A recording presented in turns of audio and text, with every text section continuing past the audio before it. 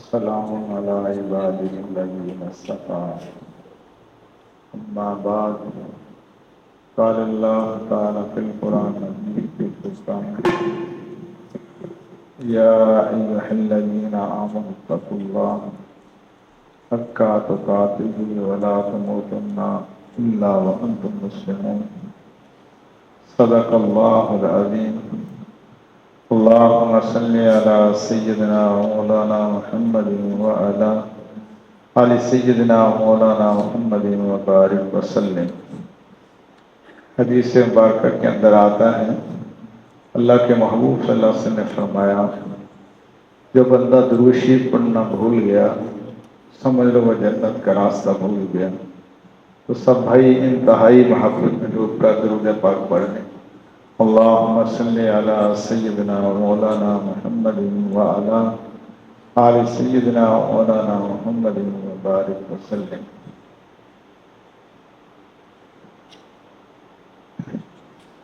میرے بھائی دوستو، نیکیوں کا سیزن اور موسم بہار رمضان مبارک ہمارے ہاتھوں سے نکلا جا رہا ہے۔ رمضان مبارک کا یہ آخری عشرہ، اس کے بھی کچھ ایام گزر چکے ہیں۔ اللہ تعالی ہم سب کو بقیہ رہنے والے ایام کی قدردانی کی توفیق عطا فرما دے۔ رمضان مبارک کے آخری عشرہ میں ایک عظیم عبادت اعتکاف کی عبادت ہے کہ آخری عشرہ میں یہ عبادت سر انجام دی جاتی ہے جس میں اللہ کے چاہنے والے اپنا گھر بار چھوڑ کر اللہ کے در پر آ کر بیٹھ جاتے ہیں۔ اور عائشہ رضی اللہ تعالیٰ عنہ فرماتی ہیں کہ اللہ کے محبوب صلی اللہ علیہ وسلم رمضان مبارک کے آخری عشرہ میں اعتکاف فرمایا کرتے تھے یہاں تک کہ آپ کی وفات ہو گئی۔ کسی سال بھی آپ صلی اللہ علیہ وسلم نے ناغہ نہیں فرمایا۔ ابن شہاب زہری رحمۃ اللہ علیہ فرماتے ہیں کہ لوگوں پر تعجب ہوتا ہے کہ وہ اعتکاف کو کیسے ترک کر دیتے ہیں، حالانکہ اللہ کے پیارے حبیب صلی اللہ علیہ وسلم کسی کام کو کبھی ترک کرتے اور کبھی ترک نہ کرتے تھے، کبھی ترک فرماتے تھے کبھی کرتے تھے، لیکن آپ صلی اللہ علیہ وسلم نے مدینہ منورہ میں تشریف لانے کے بعد تا دم وفات کبھی بھی اعتکاف کو ترک نہیں فرمایا۔ کبھی 1 مہینے کا اعتکاف فرمایا اور 10 دن کا اعتکاف تو آپ صلی اللہ علیہ وسلم نے ہر سال ہی فرمایا ہے۔ حضرت عبداللہ بن عباس رضی اللہ تعالیٰ عنہ حضور اکرم صلی اللہ علیہ وسلم کا یہ ارشاد مبارک نقل فرماتے ہیں کہ اعتکاف کرنے والا گناہوں سے بچا رہتا ہے اور اس کا نیکیوں کا حساب ساری نیکیاں کرنے والے بندے کی طرح جاری رہتا ہے۔ باہر چاہے کوئی عمرہ کر رہا ہے، کوئی اور عمل کر رہا ہے، جتنی بھی نیکیاں کرنے والے، نماز جنازہ میں شرکت کرنے والے، یہ اعتکاف میں معتکف کو سب کے برابر اللہ تعالیٰ ثواب عطا فرماتے ہیں۔ ایک احتمال حدیث مبارکہ کے اندر یہ بھی ذکر کیا گیا ہے کہ اللہ تعالیٰ اعتکاف کی برکت سے مسجد سے نکلنے کے بعد آئندہ بھی معتکف کو آئندہ زندگی میں گناہوں سے اس کو محفوظ رہنے کی توفیق عطا فرما دیتے ہیں۔ اللہ تعالیٰ اس کی حفاظت فرماتے ہیں، گناہوں سے اس کی حفاظت فرما لیتے ہیں۔ حضرت علی بن حسین اپنے والد محترم حضرت حسین بن علی رضی اللہ عنہ سے یہ ارشاد مبارک نقل کرتے ہیں کہ اللہ کے محبوب صلی اللہ علیہ وسلم نے فرمایا، یعنی کہ حضرت حسین رضی اللہ عنہ کے بیٹے سیدنا علی المرتضیٰ رضی اللہ عنہ کے پوتے حضرت علی ان کا نام تھا، ان سے یہ حدیث مبارکہ نقل ہے کہ انہوں نے کہا کہ میرے والد حضرت حسین رضی اللہ عنہ نے یہ بیان فرمایا کہ اللہ کے حبیب صلی اللہ علیہ وسلم نے فرمایا جس نے ماہ رمضان میں 10 دن کا اعتکاف کیا تو اس کو 2 حج اور 2 عمروں کے برابر اللہ تعالیٰ ثواب عطا فرماتے ہیں۔ 2 حج اور 2 عمروں کے برابر۔ حضرت عبداللہ بن عباس رضی اللہ عنہ فرماتے ہیں کہ میں نے نبی پاک صلی اللہ علیہ وسلم سے سنا ہے جو شخص اللہ رب العزت کی رضا کے لیے، اللہ کو راضی کرنے کے لیے ایک دن کا اعتکاف کرے، اللہ تعالیٰ اس کے اور جہنم کے درمیان ایسی 3 خندقیں حائل فرما دیتے ہیں جن کے درمیان آسمان اور زمین یا مشرق مغرب کے درمیان کی مسافت سے بھی زیادہ فاصلہ ہوتا ہے۔ ایک دن کے اعتکاف پہ اتنا اجر ملتا ہے کہ 3 خندقیں حائل فرما دیتے ہیں جہنم اور اس کے درمیان، جس کی مسافت زمین سے آسمان اور یا مشرق سے مغرب تک، اس سے بھی زیادہ وہ جہنم سے دور ہو جاتا ہے۔ چلو سنت اعتکاف کے تو کچھ ایام گزر گئے، لیکن نفل اعتکاف کے لیے تو ہم 1 دن 3 دن جب چاہیں یہ سعادت حاصل کر سکتے ہیں۔ یہ تو موقع اللہ نے رکھے ہیں۔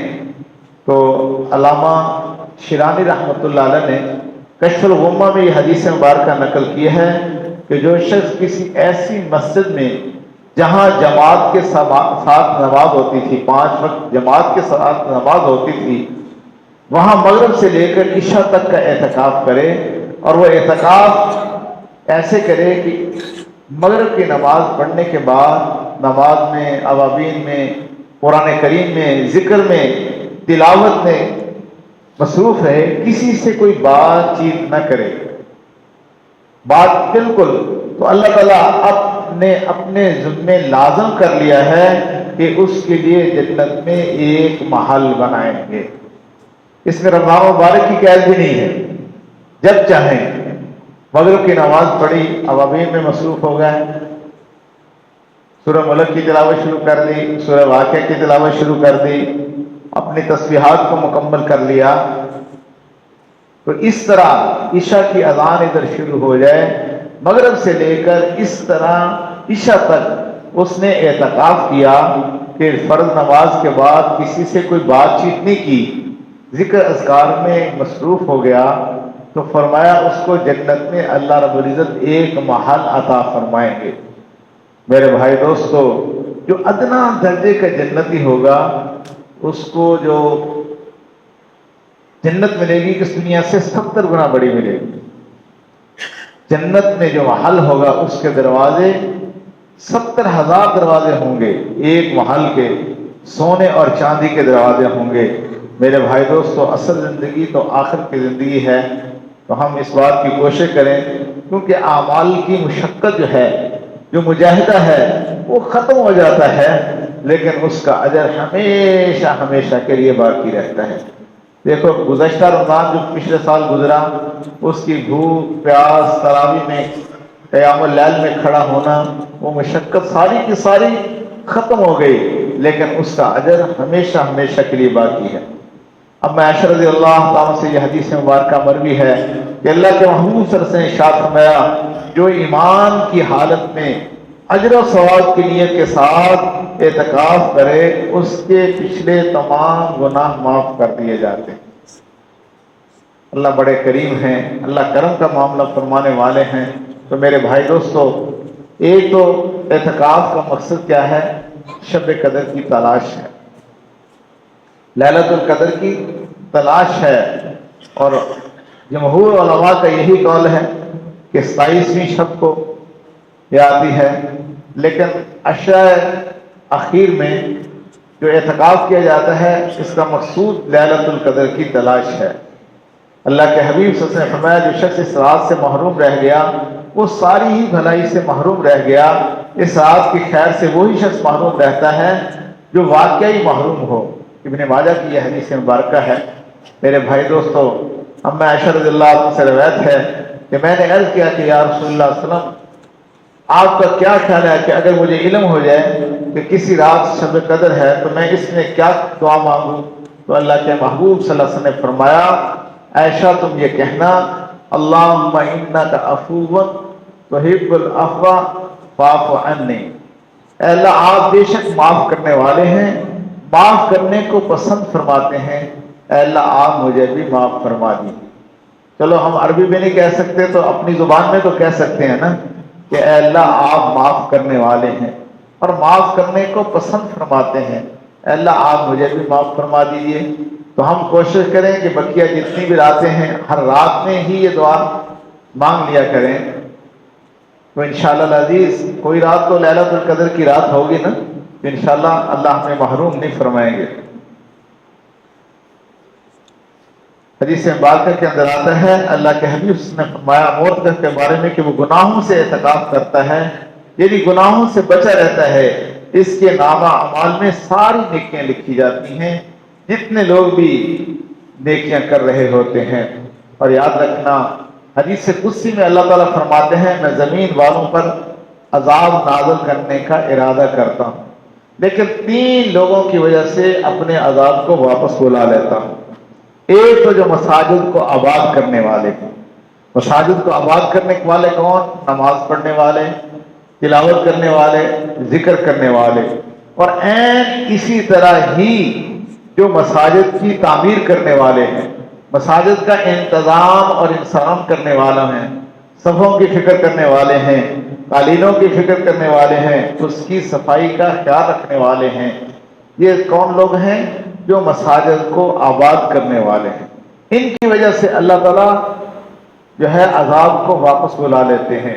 اور ایک ان لوگوں کی وجہ سے جو اللہ کے لیے ایک دوسرے سے محبت کرتے ہیں، ان کا کوئی باہمی رشتہ نہیں ہے، کوئی خونی رشتہ نہیں ہے، اللہ کے لیے ایک دوسرے سے محبت کرتے ہیں، کوئی کاروباری غرض نہیں ہے، کوئی اور مسئلہ نہیں ہے، صرف اللہ کے لیے ایک دوسرے سے محبت کرتے ہیں۔ یہ اللہ رب العزت کو اتنے زیادہ محبوب ہیں کہ ان کی وجہ سے بھی اللہ تعالیٰ عذاب کو واپس بلا لیتے ہیں۔ حدیث قدسی میں ہے، اور ایک حدیث پاک کے اندر آتا ہے کل آخرت میں کچھ لوگ ہوں گے جو نور کے ممبروں پہ بڑے بے فکر ہو کر پھر رہے ہوں گے، لوگ دیکھ کر ان کو رشک کریں گے یہ کون لوگ ہیں؟ بتایا جائے گا کہ یہ انبیاء علیہ وہ پوچھیں گے لوگ کہ یہ انبیاء علیہ السلام ہیں یا شہداء ہیں؟ بتایا جائے گا کہ نہیں، یہ تو صرف وہ لوگ ہیں جو اللہ کے لیے ایک دوسرے سے محبت کرتے تھے۔ تو میرے بھائی دوستو، ہم جب بھی کسی سے تعلق رکھیں تو اللہ کے لیے رکھیں۔ جتنے بھی رشتے ہیں سارے ختم ہو جائیں گے، حتیٰ کہ خونی رشتے بھی ختم ہو جائے گا، ماں اور بیٹے کا رشتہ بھی ختم ہو جائے گا، باپ اور بیٹے کا رشتہ بھی ختم ہو جائے گا، لیکن دین والا رشتہ آخرت میں بھی باقی رہے گا۔ اس لیے اللہ والوں کے ساتھ جو تعلق ہوتا ہے اس میں خالص اللہ کی نسبت ہوتی ہے، اور وہ رشتہ آخرت میں بھی باقی رہے گا۔ تو ہم اپنے ماں باپ سے جو تعلق رکھیں تو وہ بھی کسی غرض کے لیے نہ ہو، وہ بھی اللہ کے لیے ہو، اللہ کی محبت میں ہو، کہ اس کی وجہ سے ماں باپ کا مقام و مرتبہ کس نے بتایا؟ اللہ کے پیارے حبیب صلی اللہ علیہ وسلم نے ارشاد فرمایا۔ تو اس کو سامنے رکھیں گے تو پھر یہ دینی رشتہ ہو جائے گا۔ جب دینی رشتہ ہوگا تو پھر آخرت میں بھی اللہ تعالیٰ ہمیں اکٹھا فرمائیں گے۔ حدیث مبارکہ کے اندر آتا ہے اللہ کے حبیب صلی اللہ علیہ وسلم نے ارشاد فرمایا جب کوئی آفت آسمان سے نازل ہوتی ہے تو مسجدوں کے آباد کرنے والوں سے کی وجہ سے پھیر لی جاتی۔ ہاں، اس میں حدیث قدسی میں بتا رہا تھا، تیسرے وہ لوگ ہیں جو رات کو اٹھ کر آخری پہر میں استغفار کرتے ہیں، اللہ سے معافی مانگتے ہیں، اپنے گناہوں کا اعتراف کرتے ہیں اور اپنے گناہوں کو یاد کر کے روتے ہیں، اللہ تعالیٰ کے حضور جا کر یہ گزارش کرتے ہیں، اے اللہ میں نور کے تڑکے میں جس وقت اٹھا سو کر اللہ کی رحمت کے دروازے کھلے پائے، آتی تھی صدا پہن جو مانگنے والا ہو، آپ اپنی عقیدت سے آگے میرے پھیلائے، جو رزق کا طالب ہو میں رزق اسے دوں گا، جو طالب جنت ہو جنت کی طلب لائے، جس کو گناہوں کی بخشش کی تمنا ہو وہ اپنے گناہوں کی کثرت سے نہ گھبرائے، میں مائل توبہ ہوں، میں مائل بخشش ہوں، میں رحمت سے بخشوں گا، وہ شرم سے پچھتائے۔ یہ سن کے ہوئے جاری آنکھوں سے میرے آنسو، یہ سن کے ہوئے جاری آنکھوں سے میرے آنسو، قسمت ہے محبت میں رونا جسے آئے، آقا اے گدا پرور سائل ہوں تیرے در پر، میں اور تو کیا مانگوں تو ہی مجھے مل جائے۔ تو میرے بھائی دوستو، ہم اللہ کی بارگاہ میں عرض کریں، حدیث قدسی میں آتا ہے کہ جو آخری پہر میں اٹھ کر استغفار کرتے ہیں، توبہ کرتے ہیں، ان کی وجہ سے بھی اللہ تعالیٰ فرماتے ہیں کہ میں عذاب کو واپس بلا لیتا ہوں۔ ہم اللہ کی بارگاہ میں اس وقت اٹھ کر عرض کریں، آج کل تو اٹھنا آسان ہوتا ہے، سحری کے لیے اٹھتے ہیں، اللہ تیری ایک نگاہ کی بات ہے میری زندگی کا سوال ہے، اے اللہ ایک نگاہ کرم فرما دیجئے، تنگ دستی کے عالم میں نہ گھبراتا ہوں، در غیر پہ جاتے ہوئے شرماتا ہوں، ہاتھ پھیلانے میں محتاج کو غیرت کیسی، بس شرم ہے کہ بندہ تیرا کہلاتا ہوں۔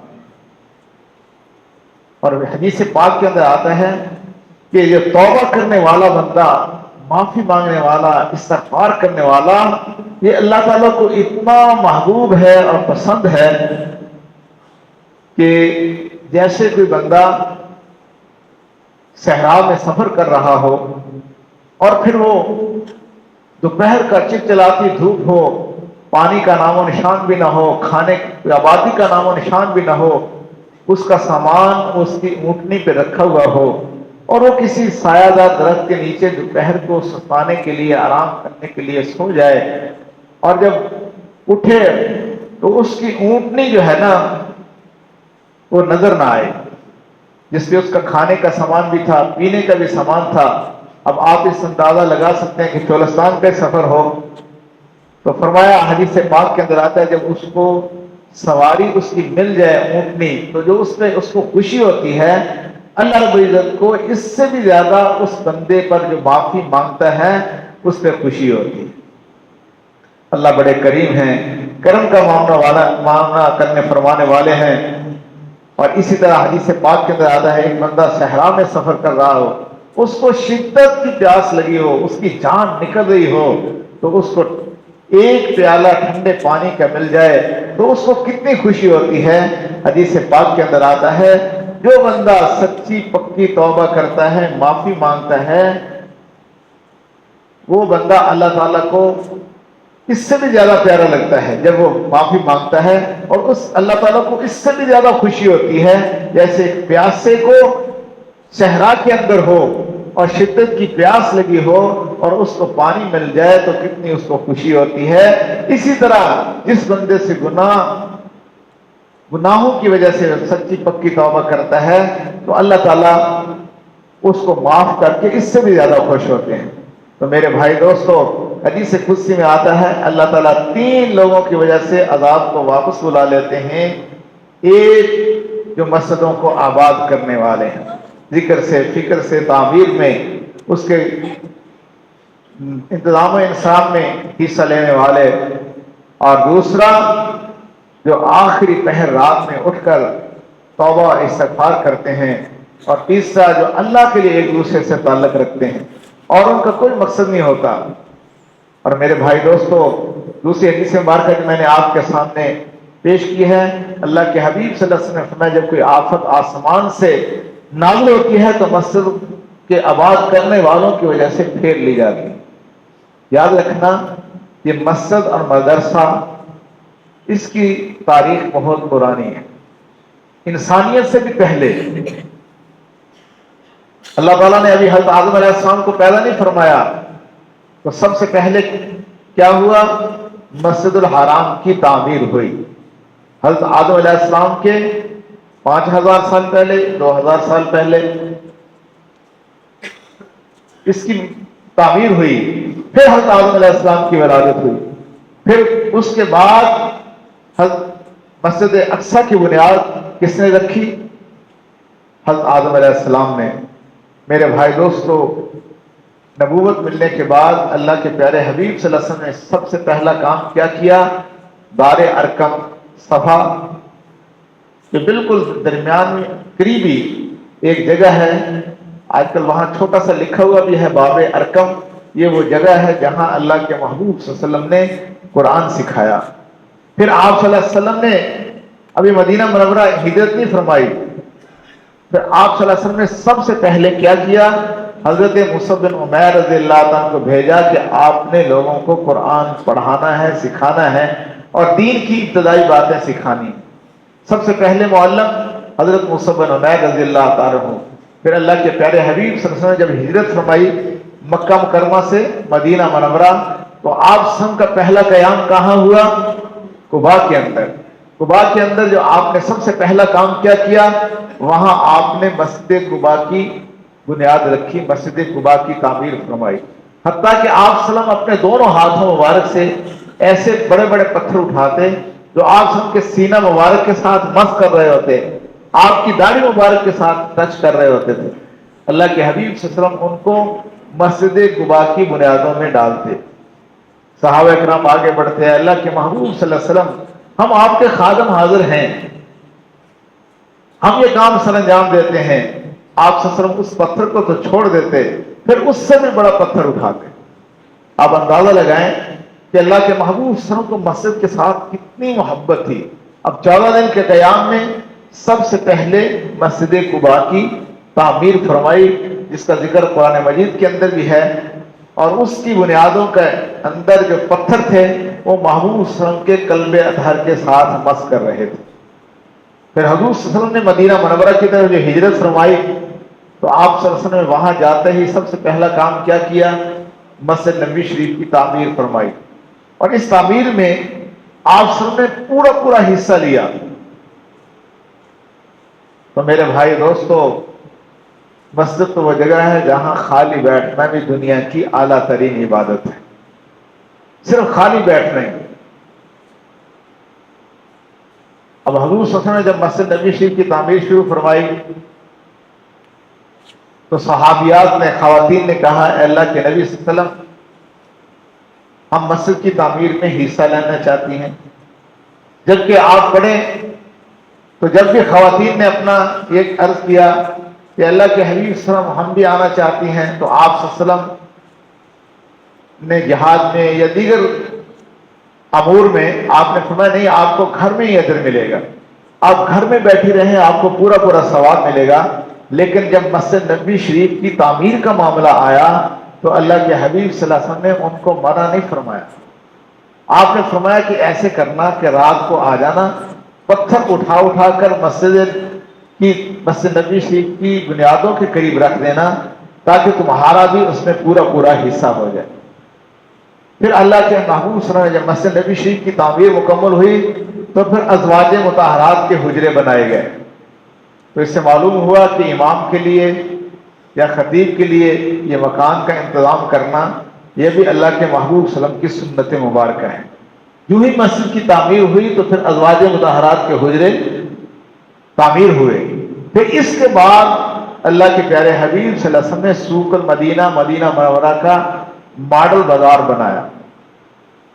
اب اس سے بھی اندازہ لگائیں کہ بازار کی بھی کتنی اہمیت ہے، اور صحابہ کرام کو تجارت سکھا کر وہاں بٹھایا کہ تجارت ایسے کرنی ہے، اور پھر اللہ کے حبیب صلی اللہ علیہ وسلم نے تجارت کے پیشے کو خود پسند فرمایا۔ تجارت کا پیشہ اتنا محبوب ہے کہ اللہ کے نبی صلی اللہ علیہ وسلم نے خود اس کو اختیار فرمایا۔ پھر 1,24,000 کم و بیش صحابہ کرام میں سب سے بڑے فضائل اور مقام اور مرتبے والے صحابہ کرام 10 مبشرہ صحابہ ہیں، جن کے بارے میں اللہ کے نبی صلی اللہ علیہ وسلم نے جنت کی بشارت دی ہے۔ یہ سارے کے سارے 10 کے 10 کیا تھے؟ تاجر تھے۔ آپ اندازہ لگائیں کہ تجارت کتنا مقدس پیشہ ہے۔ اصل مسلمانوں کا جو پیشہ ہے وہ کون سا ہے؟ تجارت ہے۔ آج بڑے افسوس کی بات ہے، مانگتے پھرتے ہیں اور یار سے مٹی کے چراغ، اپنے خورشید پہ پھیلا دیا سائے ہم نے۔ جب سورج نکلا ہوا ہو تو کوئی دیا جلا کے بیٹھ جائے، سب لوگ اس کو کہیں گے کہ آپ پاگل ہیں، بے وقوف ہیں۔ جب میرے محبوب صلی اللہ علیہ وسلم کی تعلیمات موجود ہو تو پھر غیروں کے طریقے اگر اختیار کریں گے تو پھر ہم سے زیادہ بے وقوف کوئی نہیں ہوگا۔ تو میرے بھائیو، آج یہ تجارت کے وہ اصول جو پوری دنیا کے اندر لاگو ہیں، جن کو کفر اختیار کرنے پہ مجبور ہے، یہ سارے کے سارے میرے محبوب صلی اللہ علیہ وسلم کی احادیث مبارکہ سے، آپ کی سیرت کی کتابوں سے لیے ہیں۔ میں پورے وثوق کے ساتھ یہ بات آپ کو بطور چیلنج کے بیان کرتا ہوں، ملٹی نیشنل کمپنیوں کا ایک ایک اصول آپ اٹھا کے دیکھ لیں، وہ سارا کا سارا سرکار دو عالم صلی اللہ علیہ وسلم کے پاؤں سے، ایک خاک سے لیا گیا ہے۔ یہ ان کا اپنا کوئی کمال نہیں ہے۔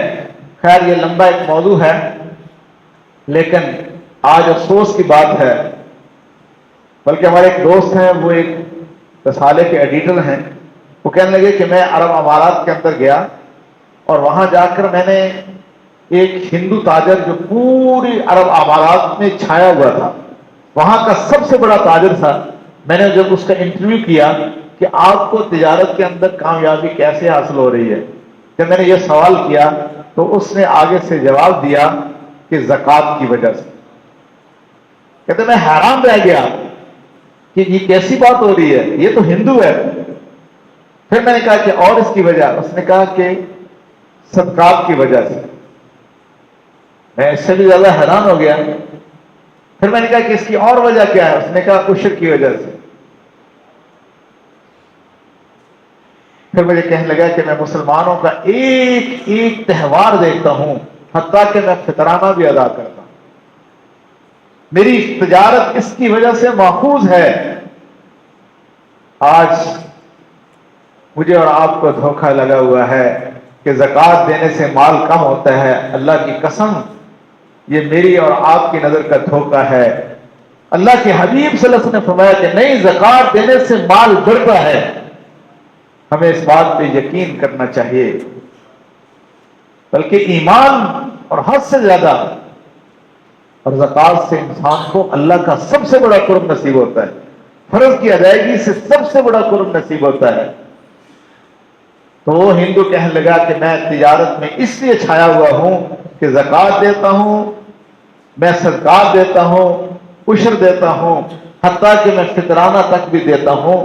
اس کی وجہ سے میں پورے عرب امارت میں چھایا ہوا ہوں. آج تو ہم تعبیریں کرتے ہیں، یہ اتنا سونا، یہ ہے وہ ہے. ہمارے کراچی والے حضرات علماء تو کہتے ہیں کہ جو آپ کے گھر میں فضولیات ہے نا، آپ زکوٰۃ سے کوئی بھی نہیں بچتے. ادھر ایل سی ڈی کی وہ لگائی ہوئی ہے، ٹی وی رکھا ہوا ہے، موبائل بڑا رکھا ہوا ہے جو ضرورت کے درجے سے باہر ہے. تو ہم کیسے بچ سکتے ہیں زکوٰۃ سے؟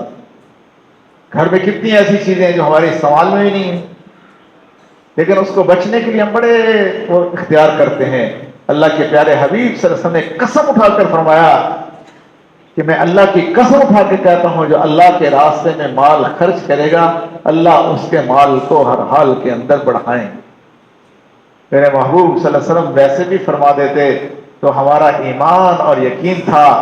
آپ تو سچوں کے سردار ہیں، آپ تو سچ فرما رہے ہیں، لیکن اللہ کے پیارے حبیب صلی اللہ علیہ وسلم نے قسم کھا کر فرمایا اللہ اس کے مال کو ہر حال کے اندر بڑھائیں گے جو اللہ کے راستے میں مال خرچ کرے گا. سود سے آنکھ ظاہری طور پر تو آنکھ کہتی ہے کہ مال بڑھ رہا ہے، لیکن سود سے مال بڑھتا نہیں ہے، سود سے مال گھٹتا ہے.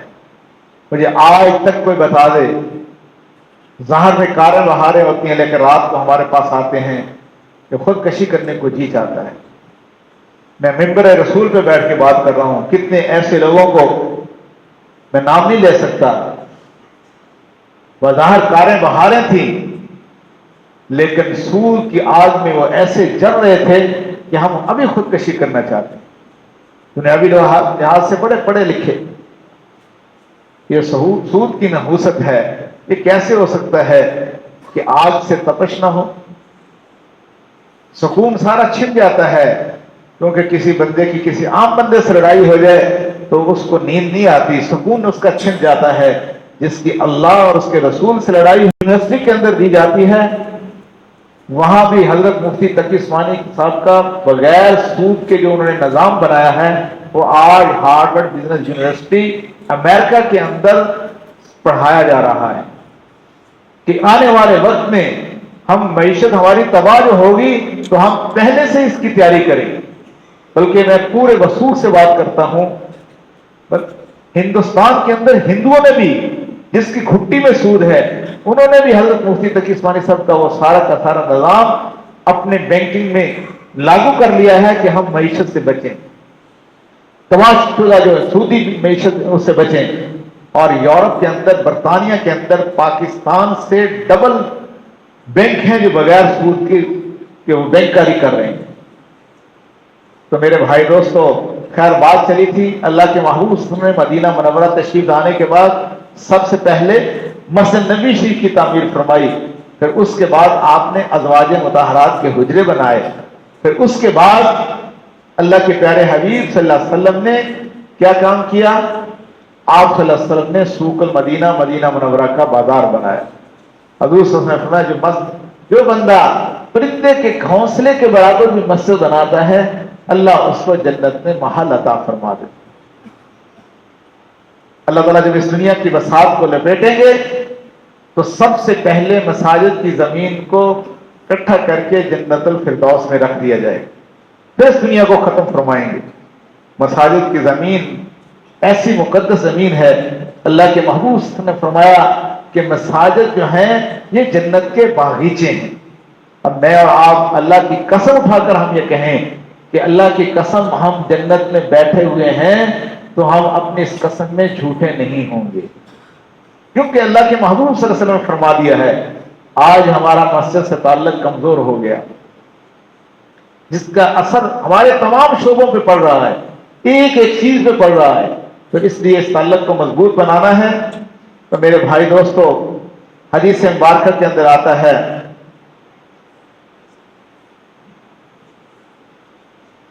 کہ جو بندہ صبح یا شام جس وقت بھی مسجد جائے تو وہ اللہ تعالیٰ کے ضمان میں آ جاتا ہے، اللہ کی حفاظت میں آ جاتا ہے۔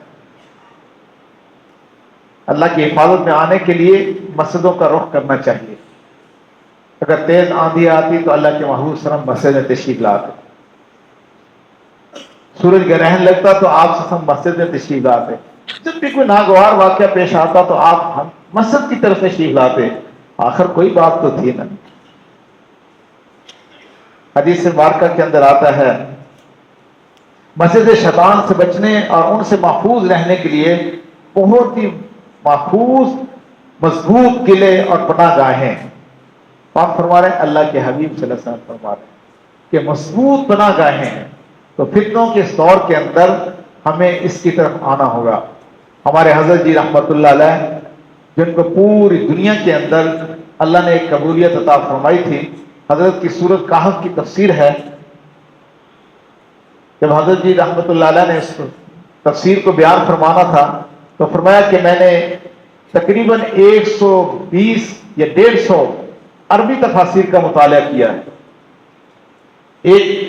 ایک تفسیر 80 جلدوں کی بھی تھی، 60 جلدوں کی بھی تھی، اردو تفاسیر اس کے علاوہ۔ پھر حضرت جی رحمت اللہ علیہ نے سورۃ کہف کی جب تفسیر بیان فرمائی تو آخر میں خلاصے کے طور پر فرمایا جیسے اصحاب کہف غار کے اندر گئے تھے تو اللہ نے ان کے ایمان کو سلامت رکھا تھا۔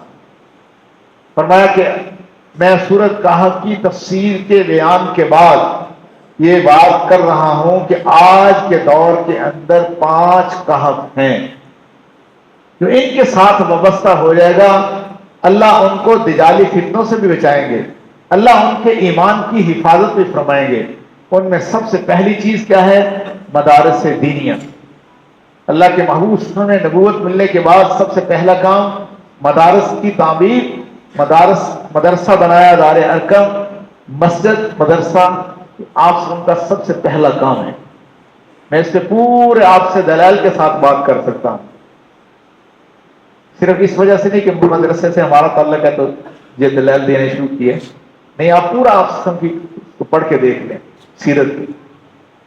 اور دوسرا فرمایا اہل اللہ کی خانقاہیں، اللہ والوں کے مراکز، اور تیسرا فرمایا دعوت و تبلیغ کا کام، دعوت کے لیے گھروں سے نکلنا، اللہ اور اس کے رسول کے پیغام کو پہنچانا، اور چوتھا فرمایا کہ درس قرآن کے حلقے، جس سے آج ہماری توجہ ہٹ گئی، اور پانچواں فرمایا کہ مکہ مکرمہ اور مدینہ منورہ کی بار بار حاضری۔ فرمایا جو ان 5 کو اختیار کر لے گا اللہ ان کے ایمان کی حفاظت فرمائیں گے۔ تو انشاءاللہ آج سے ہم بھی نیت کرتے ہیں کسی نہ کسی درجے میں ہم ان کے ساتھ جڑے رہیں گے اور وابستہ رہیں گے۔ وَحِبُّ الصَّالِحِينَ وَلَسْتُ مِنْهُمْ لَعَلَّ اللَّهَ يَرْزُقُنِي صَلَاحًا، بس میرے پلے اور تو کچھ نہیں، میں ان نیک لوگوں سے محبت ضرور کرتا ہوں، اور اللہ سے بڑی امید ہے کہ اس محبت کی وجہ سے اللہ رب العزت مجھے ان کا ساتھ ضرور نصیب فرما دیں گے۔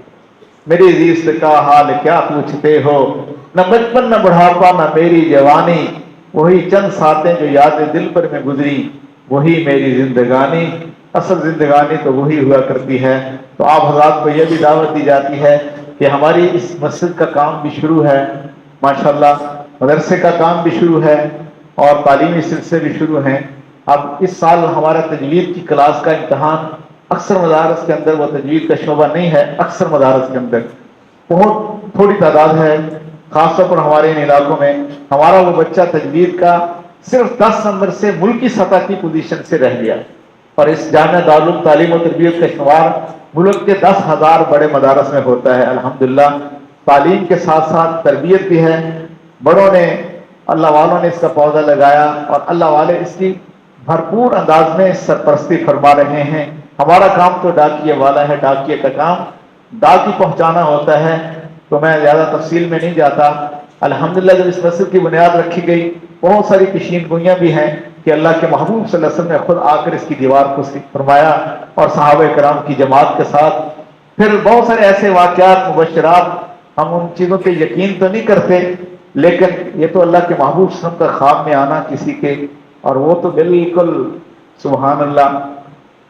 تو اس وقت جب مسجد کا آغاز ہوا تو کہتے تھے اتنی بڑی مسجد کے یہ تو بھرنی مشکل ہوگی، اب اتنی جگہ پہ ہماری کلاسیں لگتی ہیں صرف حفظ کے شعبے کی، اور آئندہ سال شاید اس سے بھی زیادہ یہ جگہ بھی ہمارے لیے تھوڑی ہو جائے بیسمنٹ، اور اوپر درجہ کتب کی اور دیگر کمروں میں الگ سے سلسلے ہیں، تو ماشاءاللہ اب اس کا رقبہ تقریباً 4.25 ایکڑ ماشاءاللہ ہو گیا ہے۔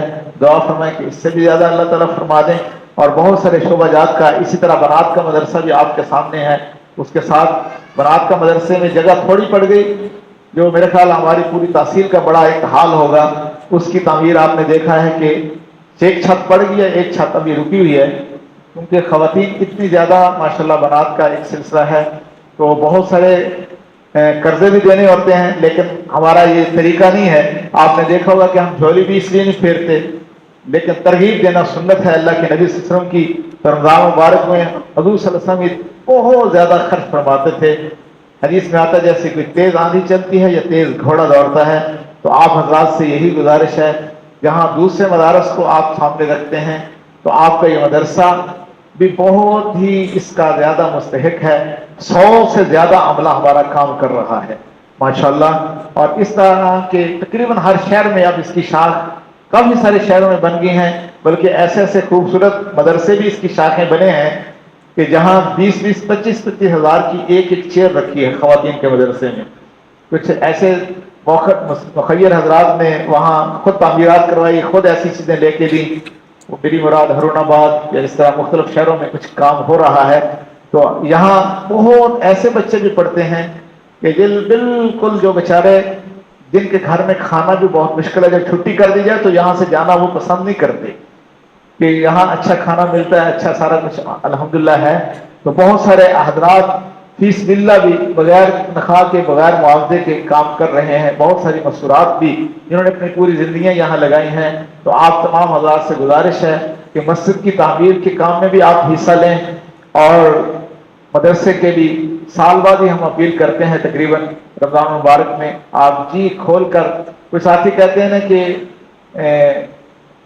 یہاں کام بڑا تو پھر اس کے اخراجات بھی بڑے ہیں نا، تعداد بھی ماشاءاللہ زیادہ ہے، تعمیرات کا بھی آپ کے سامنے ہے، اور بھی سارے سلسلے سامنے، میں زیادہ وضاحت میں نہیں جاتا، آپ کے 4 منٹ میں نے زیادہ لے لیے، معاف کرنا۔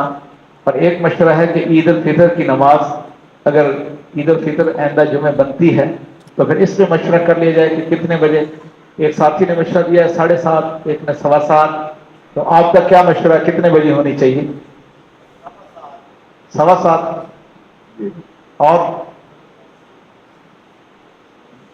7:30۔